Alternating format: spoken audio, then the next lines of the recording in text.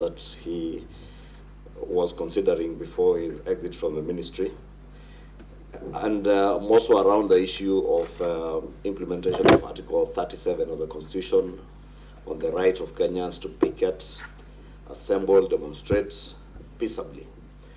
And CS, you have seen in the recent past a lot of confrontations between members of the public and the police. And it's my view that principally why this has been so is because you have failed to designate picketing corners. And Kenyans imagine you can picket anywhere and everywhere, including in some areas that you consider restricted areas. I would want to hear what is it that you would intend to do if you are reappointed and approved by this committee to ensure that there are no more confrontations between members of the public who want to peaceably assemble and picket and the police.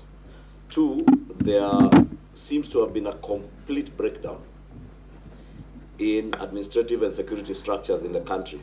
And I say that in view of when you came into office, the Shakahola massacre, where up to now we don't know how many Kenyans lost their lives in Shakahola.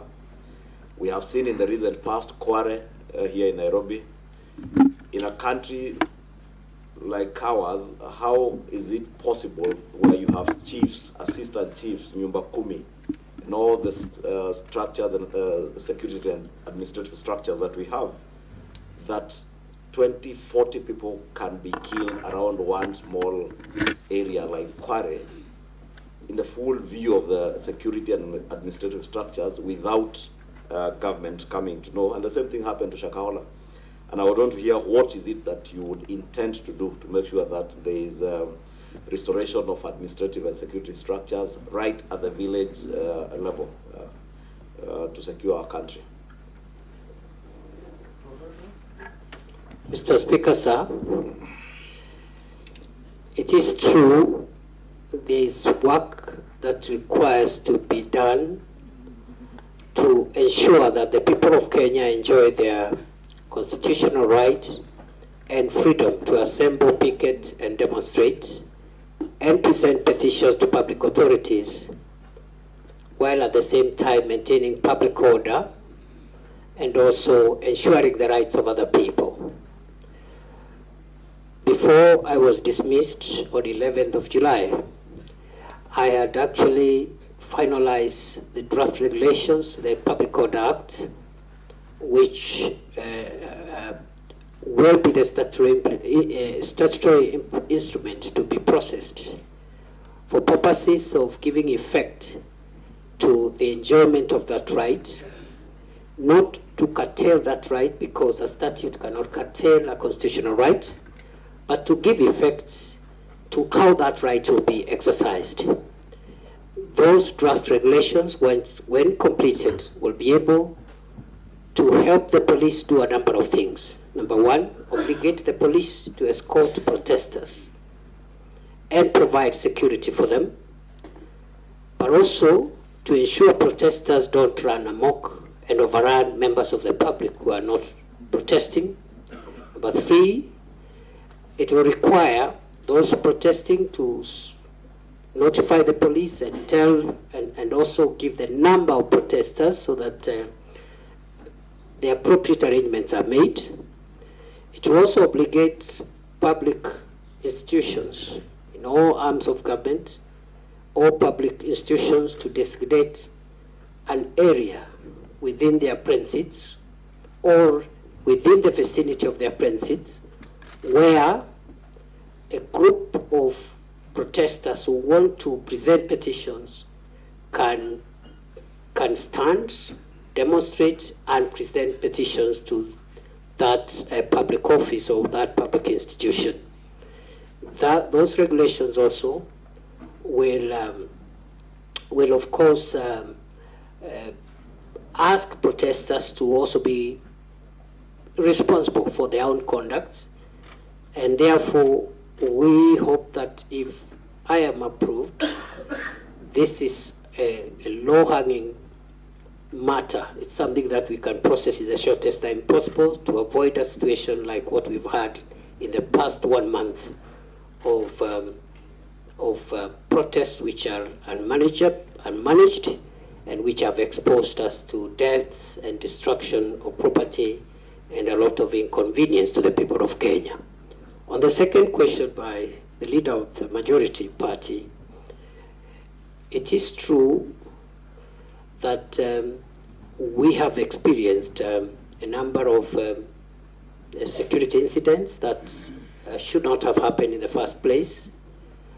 And let me say that first and foremost, the Shakahola incident didn't happen when it became public.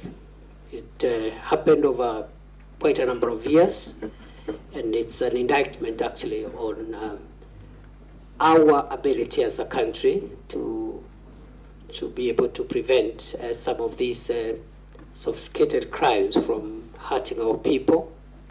I am on record to having apologized on behalf of previous and the present administration for that breach, because the radicalization and the criminal activity around Shakahola began in 2019-2020.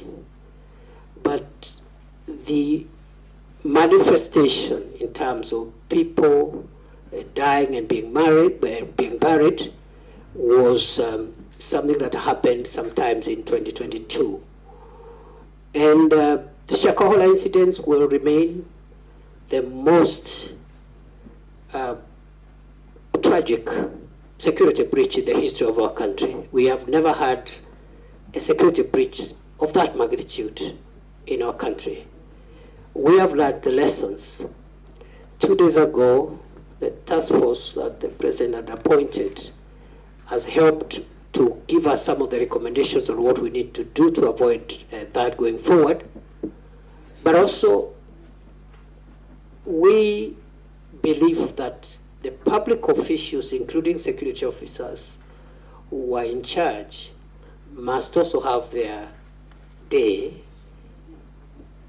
in being made accountable. We had proposed the establishment of a commission of inquiry to help us put together the accountability process so that we can have recommendations on prosecution and other action. But the commission of inquiry was stopped by our courts, and we were unable to move.